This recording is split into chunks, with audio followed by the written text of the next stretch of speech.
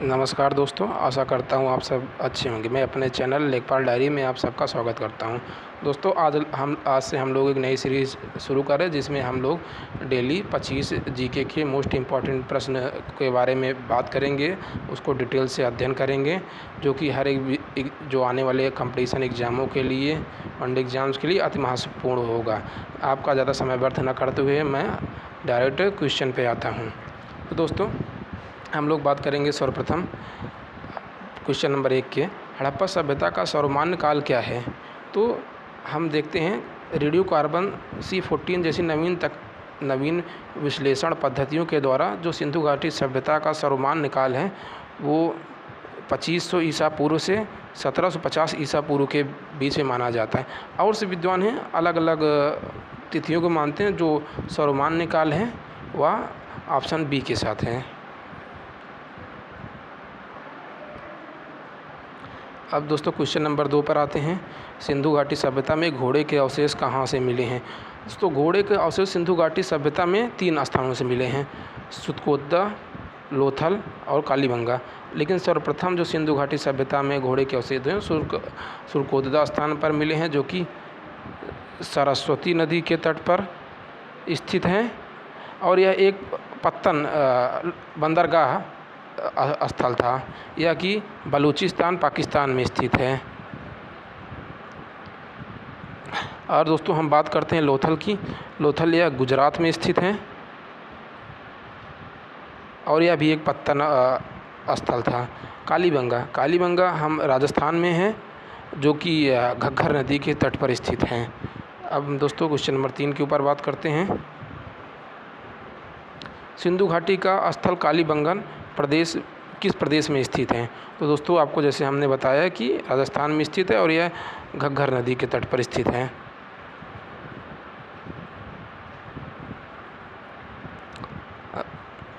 Question number 4 पे आते हैं। हड़प्पा सभ्यता को किस युग की सभ्यता माना जाता है। हड़प्पा सभ्यता को कौन सी युगीन सभ्यता माना जाता है, क्योंकि सर्वप्रथम कांस्य का प्रयोग इस युग में हुआ था, इस वजह से कांस्य युगीन सभ्यता मानते हैं।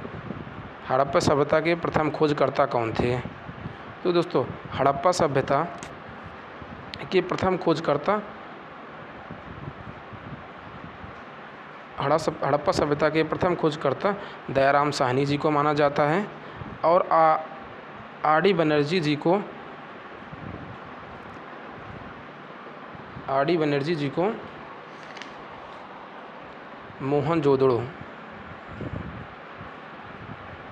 मोहनजोदड़ो की खोज का श्रेय दिया जाता है। अगर हम ये देखते हैं कि हड़प्पा सभ्यता में सर्वप्रथम जो स्थान खोजा गया वो था आपका हड़प्पा, जो कि 1921 में जिसका उत्खनन किया गया था। उसके बाद दूसरे स्थान पर आता है आपका मोहनजोदड़ो, जो कि 1922 में इसकी खोज आर डी बनर्जी द्वारा की गई थी। हम आते हैं दोस्तों क्वेश्चन नंबर 6 पे। निम्नलिखित में किस वेद में प्राचीन वैदिक युग के संस्कृत के बारे में जानकारी दी गई है। तो दोस्तों सर्वप्रथम जिसमें संस्कृत के बारे में जानकारी दी गई वो है ऋग्वेद। वेद हमारे यहाँ 4 प्रकार के थे, ऋग्वेद, यजुर्वेद, अथर्ववेद, उसके बाद सामवेद।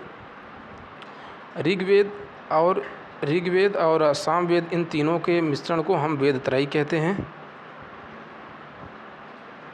और ऋग्वेद इसमें सबसे प्राचीन माना जाता है। उसके बाद लास्ट में सबसे आता है अथर्ववेद। सबसे नवीन वेद को अथर्ववेद माना जाता है। पुराणों की संख्या को 18 माना गया है, जिसमें सबसे पुराना जो पुराण है वो मत्स्य पुराण है। मत्स्य पुराण है जिसमें दक्षिण में आंध्र सातवाहन राज्य के बारे में जानकारी प्राप्त होती है।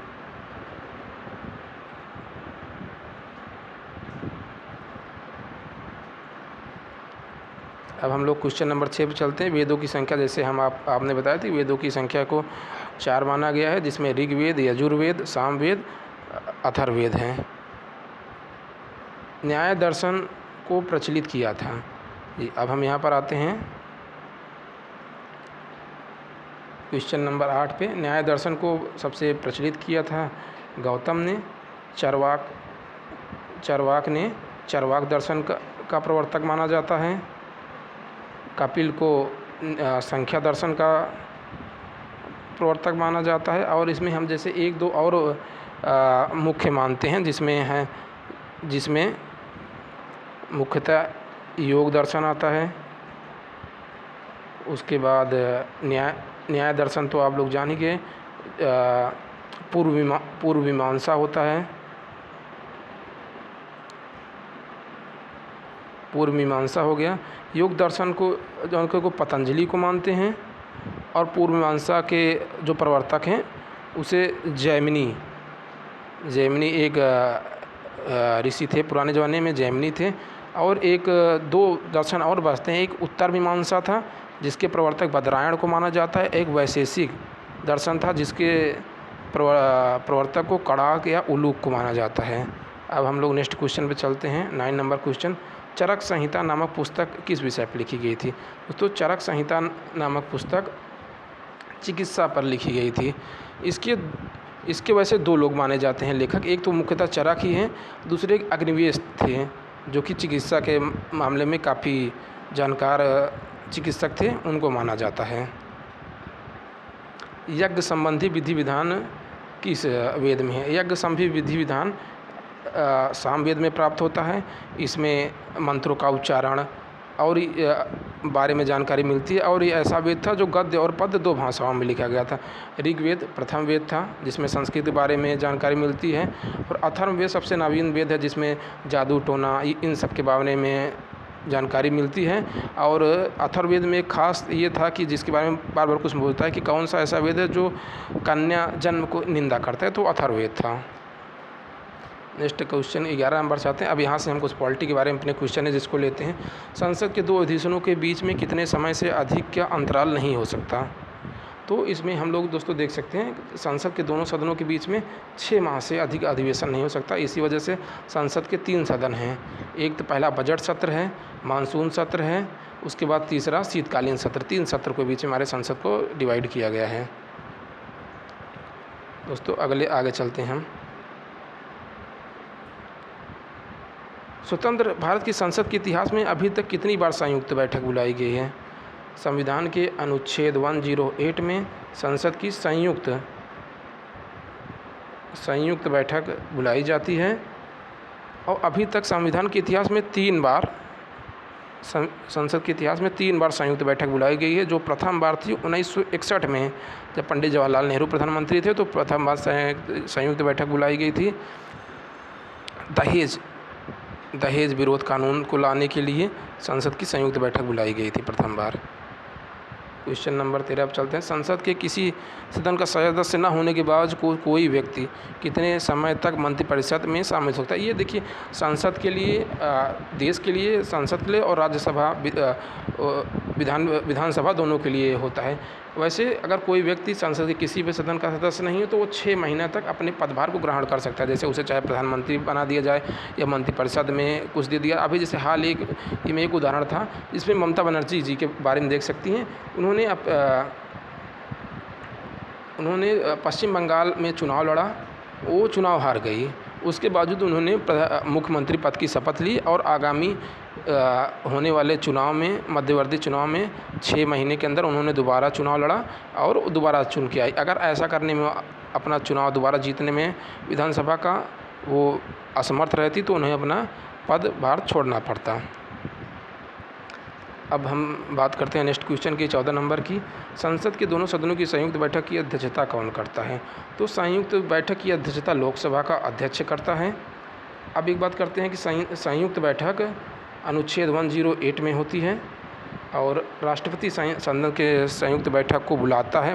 अध्यक्षता लोकसभा का अध्यक्ष करता है। अब एक प्रश्न है कि अगर लोकसभा का अध्यक्ष अनुपस्थित रहता है तो उपाध्यक्ष करेगा। उसके बाद अगर वो भी अनुपस्थित रहता है तो जो राज्यसभा है उसका अध्यक्ष नहीं करेगा, क्योंकि राज्यसभा का जो अध्यक्ष होता है उपराष्ट्रपति होता है, वो तो कर नहीं सकता। उसके बाद उपराष्ट्रपति करेगा, उपाध्यक्ष करेगा राज्यसभा का। अगर वो भी अनुपस्थित रहता है, प्रश्न पूछे गए हैं ऐसे, अगर वो भी अनुपस्थित रहता है तो आम सहमति से जिस व्यक्ति को सबसे अधिक माना जाएगा योग्य उस व्यक्ति अध्यक्षता करेगा सदन की। ऐसा अभी तक कभी नहीं हुआ है, पर प्रश्न पूछे गए हैं। अब हम बात करते हैं संविधान लागू होने के बाद सर्वप्रथम बात करते हुए देश में प्रथम त्रिशंकु लोकसभा का गठन कब हुआ था। देश में सर्वप्रथम त्रिशंकु लोकसभा का गठन 1989 में हुआ था। उस समय तत्कालीन कांग्रेस सरकार बनाने में असमर्थ थी और वह देश में जो बहुमत का आंकड़ा था उसको टच करने के लिए असमर्थ हो गई। अब हम बात करते हैं त्रिशंकु लोकसभा। त्रिशंकु लोकसभा कब होता है। त्रिशंकु लोकसभा का गठन हुआ होता है जब कोई भी पार्टी या कोई गठबंधन की सरकार बहुमत आंकड़े को नहीं छू पाती, तो उसे हम त्रिशंकु लोकसभा कहते हैं। इसे हम इंग्लिश में हैंग असेंबली कहते हैं। अब हम क्वेश्चन नंबर 16 पर जाते हैं। लोकसभा का उल्लेख संविधान के किस अनुच्छेद में। अब हम यहाँ से कुछ इम्पोर्टेंट अनुच्छेद के बारे में बात करेंगे। देखिए, लोकसभा का हम पहले बात करते हैं। लोकसभा के अनुच्छेद, संसद के अनुच्छेद 81 में लोकसभा का उल्लेख किया गया। और जैसे हम कुछ एक ट्रिक के माध्यम से रहते हैं, जैसे हम एक लिखते हैं सरल अनुच्छेद 79, 80, 81। 79 में सरल संसद का बात की गई है, 80 में राज्यसभा की बात की गई, 81 में लोकसभा की बात। अगर इस तरीके से आप ट्रिक के माध्यम से भी देखेंगे तो आसानी से आप इसको याद कर सकते हैं। अब हम बात करते हैं संविधान के अनुच्छेद के तहत लोकसभा में से एक अध्यक्ष और एक में उपाध्यक्ष का चुनाव किया जाता है। इसमें दो ही इम्पोर्टेंट अनुच्छेद की बात की जाती है। एक अनुच्छेद होता है अनुच्छेद 93 और अनुच्छेद 108। अनुच्छेद 108 में हम पहले से बता चुके हैं। अनुच्छेद 108 में संयुक्त बैठक है। अनुच्छेद 3 में संसद जब लोकसभा का अपने जब गठन होता है तो उसमें एक अध्यक्ष और एक उपाध्यक्ष का चुनाव करता है, जो कि उनके सदस्यों के बीच में ही उस चुनाव किया जाता है। अब बात करें संविधान के किस अनुच्छेद का राष्ट्रपति एक प्रधानमंत्री की नियुक्ति करता है। इसमें हम लोग चलते हैं, इसमें हम अनुच्छेद 74 की बात करते हैं।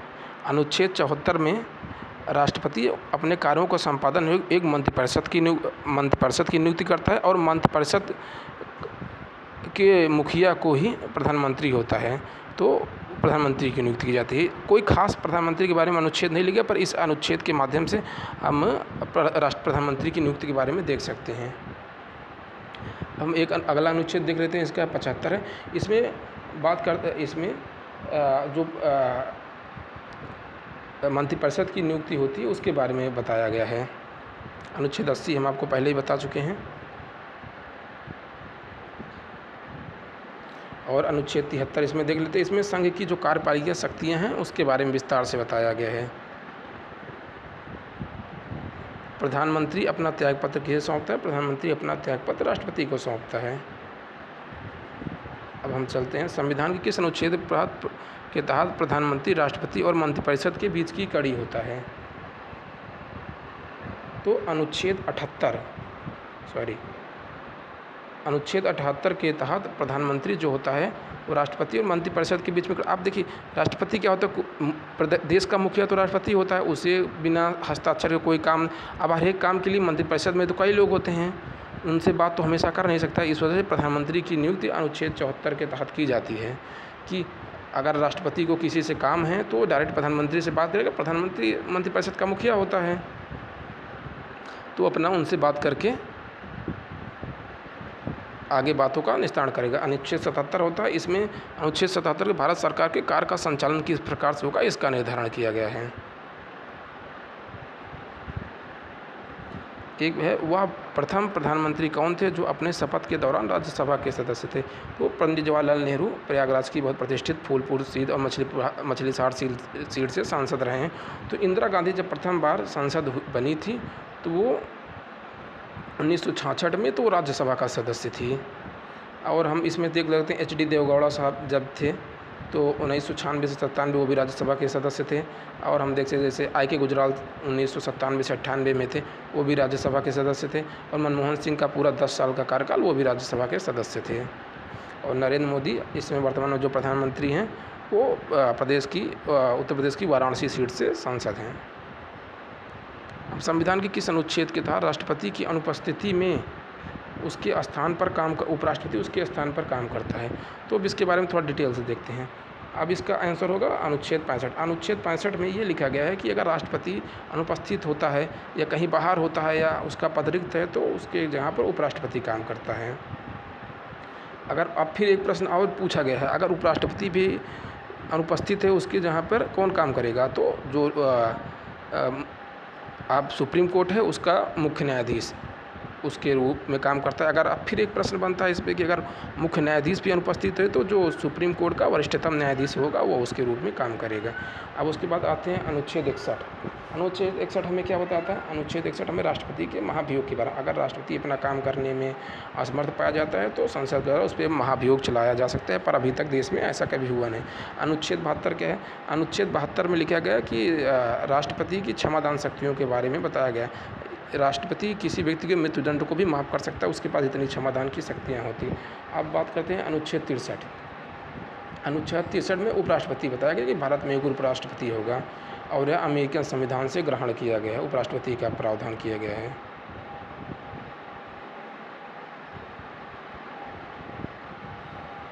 अब भारत के महान न्यायवादी के बारे में किस अनुच्छेद पर है? अनुच्छेद 76। इसको देखेंगे अटॉर्नी जनरल को कहते हैं। ये भारत सरकार का मुख्य वकील होता है जो उनका पक्ष रखता है कोर्टों में। अब हम लोग देखते हैं एक प्रश्न ज्योग्राफी से है, बालाडीबला खान किसके लिए प्रसिद्ध है? तो हम लोग बालाडीबला खान के बारे में देखेंगे तो ये लौह अयस्क के लिए प्रसिद्ध है, लौह अयस्क के लिए प्रसिद्ध है, जो कि झारखंड राज्य में स्थित है। ये प्रदेश की बहुत बड़ी लौह अयस्क की खान है। अगला क्वेश्चन चलते हैं, ये हमारा करंट अफेयर से एक क्वेश्चन हमने लिया है। नई भारतीय संहिता जो कि 1 जुलाई से लागू हुई देश में, यहाँ पर जो प्रथम FIR दर्ज हुई है जो कि कहाँ स्थित है? ये चार मीनार पुलिस स्टेशन है जो कि हैदराबाद तेलंगाना में स्थित है। यहाँ पर प्रथम FIR इसकी दर्ज की गई है। तो दोस्तों आपको हमारा ये 25 जी के क्वेश्चन का क्विज कैसा लगा? अगर आप लोग को अच्छा लगा हो तो हम आगे भी इसको जारी रखेंगे।